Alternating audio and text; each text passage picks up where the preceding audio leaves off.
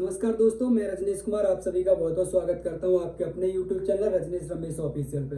भाइयों, जैसा कि हमने पिछले वीडियो में बात की थी लोकसभा क्षेत्र मेरठ को लेकर, आज उसी कड़ी में आगे बढ़ते हुए आज हम बात करने वाले हैं लोकसभा क्षेत्र अमरोहा के बारे में। भाइयों, लोकसभा क्षेत्र अमरोहा के बारे में यदि बात करें तो 2019 में समाजवादी पार्टी और बीएसपी गठबंधन के प्रत्याशी थे दानिश अली, और दानिश अली ने 2019 में वहां से जीत दर्ज की थी।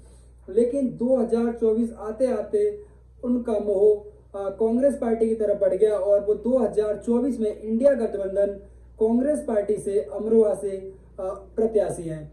वहीं बात करें एनडीए गठबंधन की, तो एनडीए गठबंधन से 2014 में मोदी लहर में लोकसभा क्षेत्र अमरोहा से जीत दर्ज करने वाले कुंवर सिंह तंवर भारतीय जनता पार्टी से उम्मीदवार हैं। बात करें बीएसपी प्रत्याशी की, तो बीएसपी से मुजाहिद हुसैन जो कि गाजियाबाद के रहने वाले हैं और अमरोहा लोकसभा क्षेत्र से बीएसपी प्रत्याशी हैं।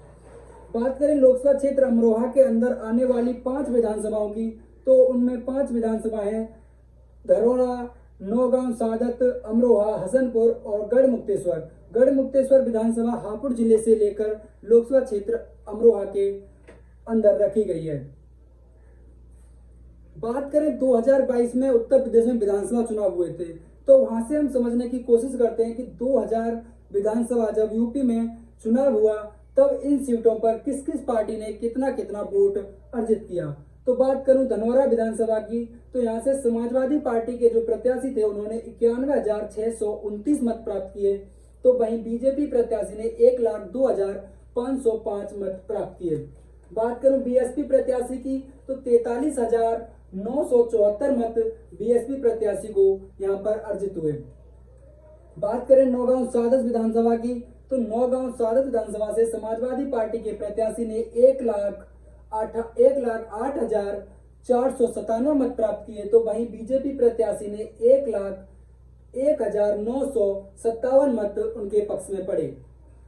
बात करें बीएसपी प्रत्याशी की, तो बीएसपी प्रत्याशी ने यहां से 28,688 मत प्राप्त किए। लोकसभा क्षेत्र अमरोहा के अंदर अमरोहा विधानसभा पर समाजवादी पार्टी के प्रत्याशी ने 1,27,865 मत प्राप्त किए, तो वहीं बीजेपी प्रत्याशी को महज 57,699 मत प्राप्त हुए।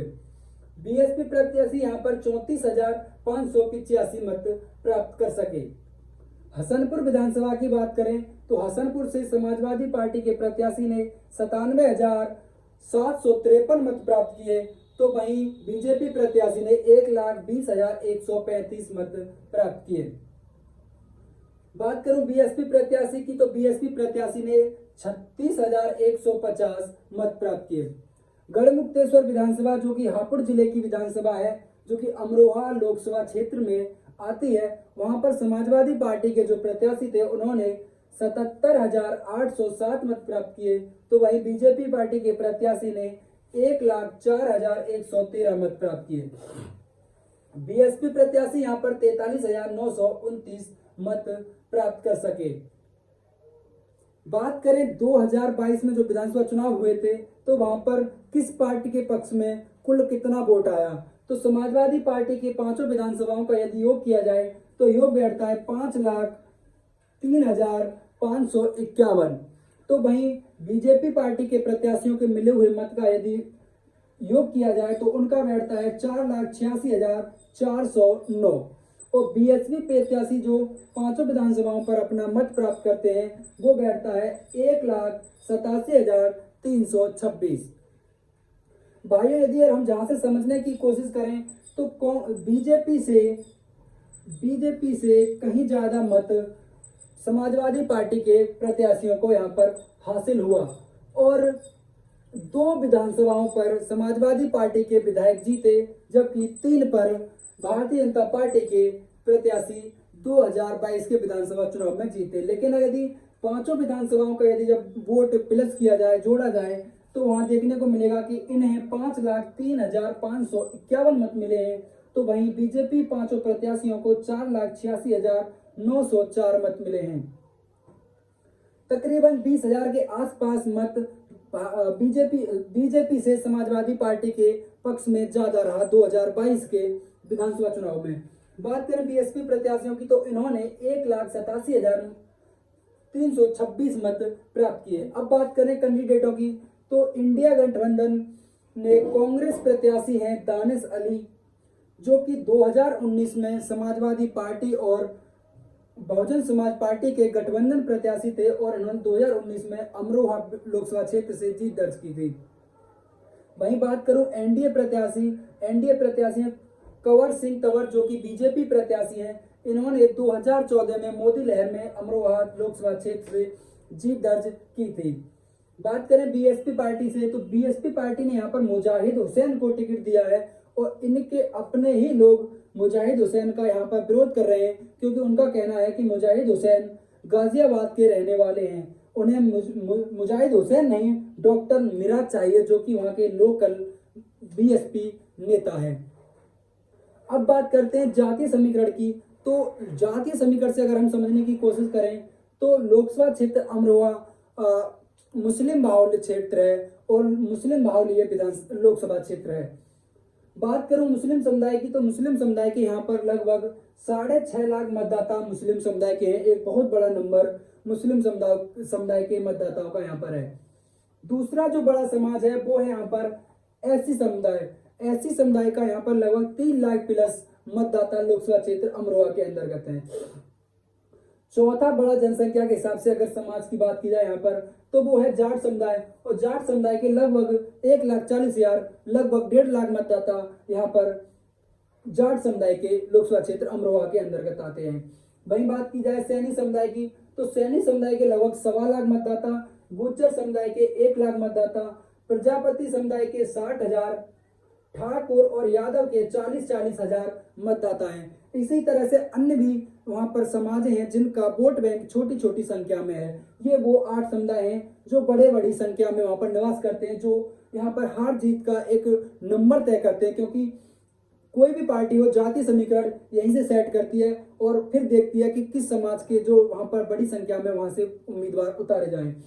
तो बात की जाए इंडिया अलायंस और बीएसपी पार्टी की तो दोनों ही पार्टियों ने मुस्लिम समुदाय को यहाँ पर मुस्लिम बाहुल्य सीट पर मुस्लिम ही प्रत्याशियों को उतारा है, क्योंकि दानिश अली जो कि 2019 में यहाँ से जीते हुए हैं और इस बार कांग्रेस के सिंबल पर मैदान में है, तो वहीं मुजाहिद हुसैन जो कि मुस्लिम समुदाय से आते हैं और बीएसपी पार्टी ने यहाँ से अपना प्रत्याशी घोषित किया है। वहीं बात करूं कंवर सिंह तंवर की तो ये एनडीए प्रत्याशी बीजेपी के प्रत्याशी हैं। 6.5 लाख एक बहुत बड़ा नंबर है और यहाँ से दानिश अली और मुजाहिद हुसैन 2 मुस्लिम समुदाय के कैंडिडेट मैदान में हैं, क्योंकि इनका सोचना ये है कि ये 3 लाख तो जो इनका एससी वोट है उसका जो वोट पड़ेगा उसमें कोई दो राय नहीं है कि क्योंकि एससी समुदाय मायावती को छोड़कर कहीं जाने वाला नहीं है। हाँ, जो वोट पड़ेगा हो सकता है कि ये 2019 में जीते थे बीएसपी पार्टी से थे, तो हो सकता है इनका वहां पर व्यक्तिगत वोट हो, जो वोट पड़ेगा उसका 80% वोट तो बीएसपी पार्टी की ही तरफ जाएगा, क्योंकि वोट बैंक प्रत्याशी को कम देखकर वो अपनी पार्टी को देखते हैं। तो ऐसी समुदाय का जो वोट पड़ेगा उसका 80% वोट तो इधर ही जाएगा। हो सकता है कि 20 से 30%, 70 से 80% यदि इधर रहता है तो 20 से 30% वोट ऐसा होगा जो कि अगर इनका व्यक्तिगत वोट है तो इन्हें मिल सकता है।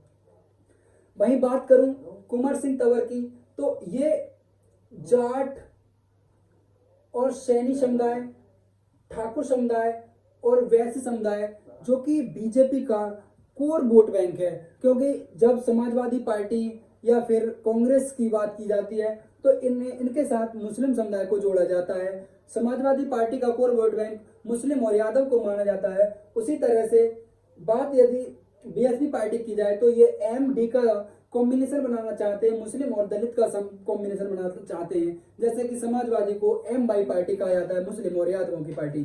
तो उसी तरह से एनडीए प्रत्याशी का भी यहाँ पर जो कंवर सिंह तंवर है सैनी और जाट, क्योंकि आरएलडी पार्टी जाटों की पार्टी है और वो अभी एनडीए अलायंस की हिस्सा है, भारतीय जनता पार्टी के साथ उसका गठबंधन है। हालांकि अब पश्चिमी यूपी में किसानों का बहुत बड़ा आंदोलन रहा है, उससे फर्क पड़ने के पूरे चांस हैं। क्योंकि पश्चिमी यूपी में अभी के भी चुनाव में 2024 का चुनाव चल रहा है, वहां पर भी किसानों के साथ जो बदसलूकियां हुई उनका मुद्दा बार बार उठकर सामने आ रहा है।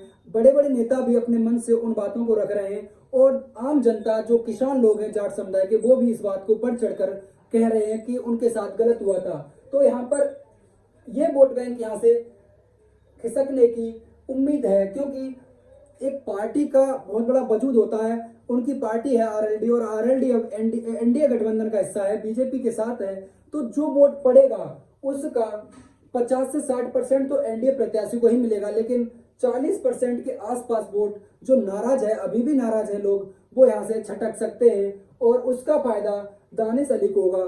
क्योंकि बीएसपी प्रत्याशी मुजाहिद हुसैन जो उनके अपने खुद के कार्यकर्ता हैं, वो उनका यहाँ पर विरोध जताया उन्होंने, क्योंकि ये गाजियाबाद से आते हैं। उन्होंने कहा डॉक्टर मिराज जो कि हमारे बीच के नेता हैं, उनको यहाँ से टिकट दिया जाए।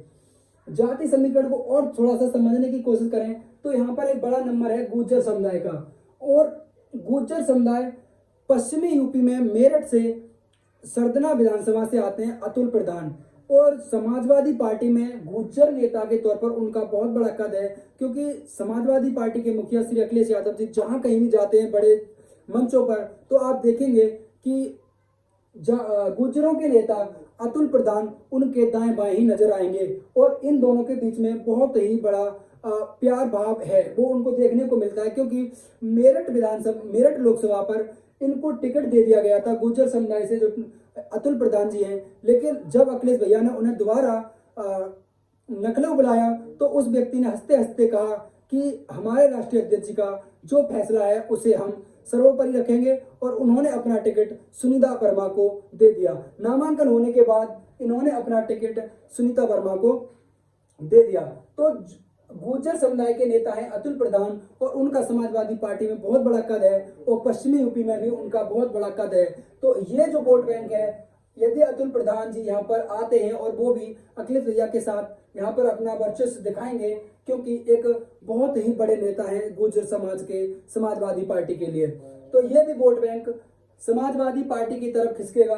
और समाजवादी पार्टी की तरफ खिसकने का मतलब है, क्योंकि पांचों की पांचों विधानसभा पर समाजवादी पार्टी लड़ी थी, लेकिन एनडीए अलायंस के तहत अमरोहा लोकसभा क्षेत्र कांग्रेस के पाले में चला गया, और कांग्रेस प्रत्याशी यहाँ दानिश अली खान। क्योंकि आपने देखा होगा अभी 2 दिन पहले एक अमरोहा में बैठक हुई थी, एक रैली हुई थी, वहां पर कांग्रेस की तरफ से राहुल गांधी जी और समाजवादी पार्टी के मुखिया श्री अखिलेश यादव जी ने मंच साझा किया, और दोनों ही लोगों ने यहाँ से रैली की और एक बहुत बड़ा मैसेज देने की कोशिश की। जातीय समीकरण और ये एनडीए अलायंस को देखते हुए यहाँ से आप देखेंगे कि 40,000 की संख्या में यहाँ पर यादव मतदाता भी हैं, जो कि समाजवादी पार्टी का कोर वोट बैंक है। जाटों में यहाँ पर रोष होने की वजह से यहाँ से भी वोट खिसकने की उम्मीद है। अब इन सब चीजों से अगर समझने की कोशिश की जाए तो यहाँ पर भारतीय जनता पार्टी के प्रत्याशी और भारतीय जनता पार्टी थोड़ा सा बैकफुट पर नजर आ रहे हैं, क्योंकि मुस्लिम समुदाय का यहाँ पर बहुत बड़ा नंबर है, और बीएसपी पार्टी ने जिस मुस्लिम समुदाय के अपने प्रत्याशी को यहाँ से उतारा है, उसका उनके ही लोग यहाँ पर विरोध कर रहे हैं। तो यहाँ पर लगभग मैं ये कह सकता हूँ कि दानिश अली 2024 में एक बार फिर जीत दर्ज कर सकते हैं, क्योंकि ना तो जातीय समीकरण अब एनडीए के पक्ष में सही बैठ रहा है, और इंडिया अलायंस से जो कांग्रेस पार्टी और समाजवादी पार्टी का गठबंधन हुआ है, उससे यहाँ पर कांग्रेस पार्टी के प्रत्याशी दानिश अली एक बहुत बड़ी मजबूती में अभी खड़े हैं। यदि उनके साथ कोई भी किसी भी तरह की भीतरघात नहीं होती है, तो आप पाएंगे कि 2024 में यहाँ पर दानिश अली का पलड़ा भारी है। तो भाइयों, ये थी हमारे द्वारा जुटाई हुई जानकारी आपको पसंद आए तो वीडियो को लाइक करना। आपका जो भी मुझसे सवाल है कमेंट बॉक्स के माध्यम से आप मुझ तक पहुंचाएं, क्योंकि मैं आपके सवालों के जवाब दे रहा हूं बराबर। ठीक है, तो वीडियो यदि पसंद आती है तो लाइक करें, कमेंट करें और चैनल को सब्सक्राइब कर लें, जिससे कि आगे आने वाली वीडियो आप तक सबसे पहले पहुंचे। और अपने भाई बंधु, जितने भी यार दोस्त भाई बंधु हैं, उनमें इस वीडियो को ज़्यादा से ज़्यादा शेयर करें हमें सपोर्ट करने के लिए। तो मिलते हैं अगले वीडियो में, तब तक के लिए जय हिंद जय भारत।